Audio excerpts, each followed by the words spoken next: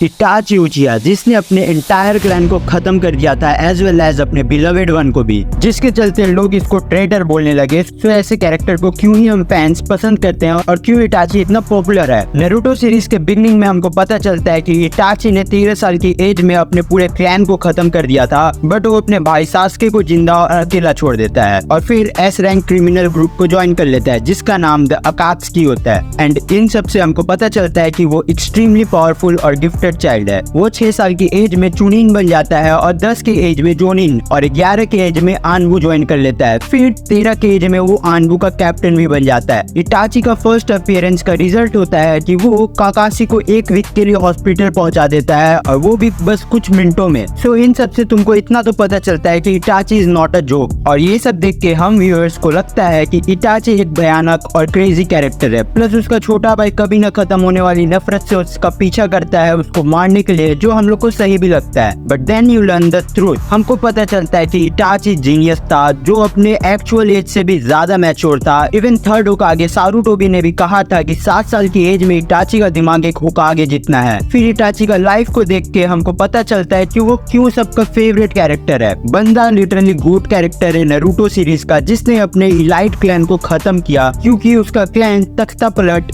यानी कि रिवोल्ट करना चाहता था, जिसको लीड उसके फादर कर रहे थे। और इस चीज को रोकना नेसेसरी था, वरना अगर इटाची ऐसा नहीं करता तो उसका रिजल्ट होता सिविल वॉर, मतलब खुद के विलेज में वॉर, जैसे कि अभी बांग्लादेश में चल रहा है। Therefore Itachi stopped an entire war, वो भी अकेले। बट इसका कीमत उसको सबको खत्म करके मिलता है, अपने लव्ड वंस को भी। इटाची क्लियरली एक ओवर पावर कैरेक्टर था, बट हम सबको एक ऐसा एक्सेप्शनल कैरेक्टर पसंद है। Just for example jujutsu Kaisen में गोजो। और तुमको याद ही होगा इटाची ने एक बार क्लेम किया था कि जिराया के साथ फाइट का रिजल्ट टाई होता, यानी कि दोनों मर जाते। अब काकाशी उसके लिए कोई मैच नहीं है। इवन नारुतो के क्रिएटर ने भी कहा था कि इटाची अपने प्राइम में मादर के अगेंस्ट भी टक्कर दे सकता था। उसका नेक्स्ट लेवल की प्लानिंग प्लस उसका अनमैचेबल इल्यूजनरी पावर इटाची को अपने ओपोनेंट से इंफीरियर बनाता है। इटाची अपनी लाइट क्लैन के स्टेटस को मेंटेन करने के लिए परफेक्ट था। स्टोरी में आगे चल के सास्के और इटाची का बैटल होता है एंड उस बैटल में इटाची मर जाता है। एक्चुअली उसको सास्के नहीं मारता है, इटाची खुद मरता है, बिकॉज वो इन्फेक्टेड रहता है एक मिस्टीरियस इलनेस से, मोस्ट लाइकली उसके आइस का ओवर यूजिंग के चलते।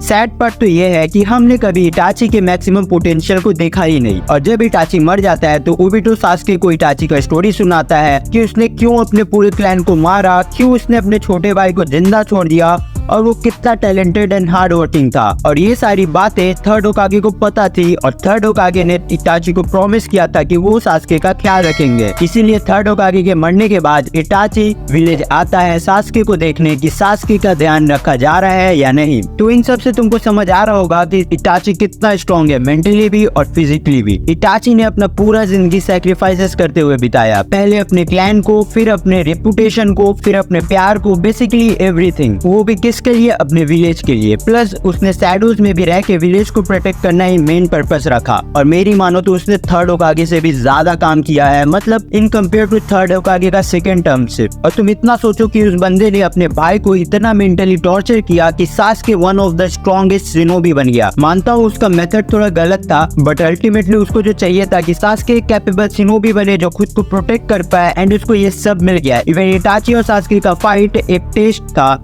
और जब इटाची मरता है तो उसके फेस में एक स्माइल रहता है, जिससे पता चलता है कि इटाची अपने जीनियस प्लान को पूरे परफेक्शन के साथ एग्जीक्यूट किया। इवन मरने के बाद भी इटाची ने दुनिया को बचाया बाय स्टॉपिंग रीएनिमेशन जुत्सु, जो गॉड ऑफ शिनोबीज भी नहीं कर पाए, बट इटाची ने किया।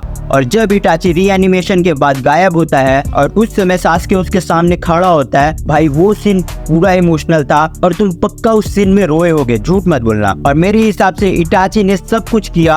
उस बंदे ने अपने प्राइड, एक्नॉलेजमेंट सब कुछ साइड रख के अपने विलेज के बारे में सोचा। वो लिटरली नारुतो से अपोजिट था। इवन उसने नारुतो को भी ये कहा था कि अगर तुम होकागे बनोगे तो जरूरी नहीं है कि लोग तुमको एक्सेप्ट करेंगे, जब लोग तुमको एक्सेप्ट करेंगे तभी तुम होकागे बनोगे। तो देखो ये नॉर्मल है कि सबका अपना अपना फेवरेट कैरेक्टर होता है, बट अगर वो साकुरा हुई तो मैं समझ गया तुम एक अलग ही कैटेगरी से बिलोंग करते हो। तो आज के लिए बस इतना ही। अगर वीडियो अच्छा लगा तो लाइक कर देना, सब्सक्राइब करके थोड़ा कृपा बरसा दो।